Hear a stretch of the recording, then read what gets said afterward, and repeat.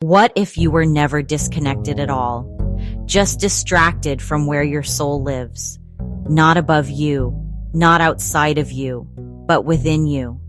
In the quiet, in the stillness, in the feelings you've been taught to avoid. Your soul has been here the whole time, softly waiting for you to remember where to look. Not through more doing, but through deeper being. The world will tell you that you need to rise, transcend, or escape the human experience to find your soul. But your soul isn't hiding in the sky. It's buried in your breath. It's humming beneath your skin.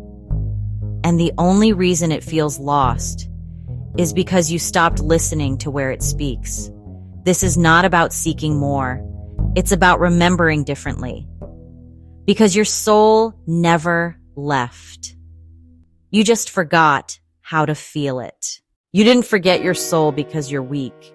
You forgot because you were strong enough to survive.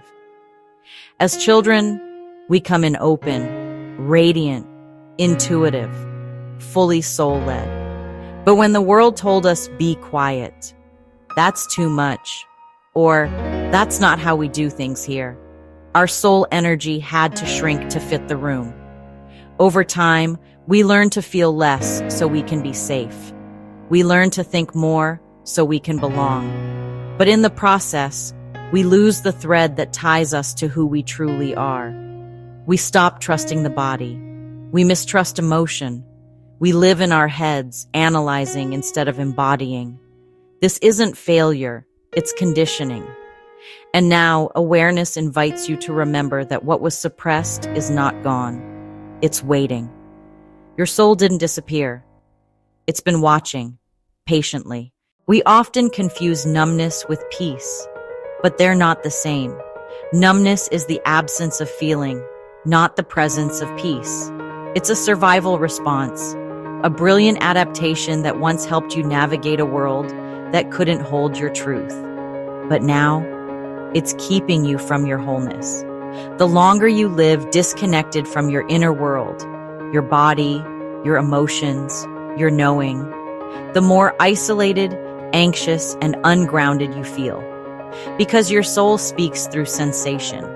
When you can't feel, you can't hear it. This is why life feels flat after awakening. Why the practices stop working. Why joy feels unreachable. You didn't go backward. You just went deeper into the layers that need your attention. It's not your light that needs work. It's your capacity to feel the light again. Your soul doesn't speak English. It speaks vibration, emotion, energy, sensation. That tightness in your chest, that's your soul saying, there's a truth here. That lump in your throat, that's your voice asking to be reclaimed. That heaviness in your belly, that's unprocessed fear, longing to be held, not fixed. You don't need another mantra. You need to listen to the parts of you that are still frozen in silence. Presence is the language of the soul. And to be present, you must be willing to feel, not just the bliss, but the ache, the resistance, the longing. Because on the other side of that sensation is a deeper connection to who you really are. So how do you return? Not by reaching up, but by going in. Start with breath, with stillness, with putting your hand on your heart and asking, what am I feeling right now? Not to analyze it, but to be with it. Practice presence in small moments. Pause before you react. Listen to your body before you override it. Cry when you need to. Rest when you feel pulled inward.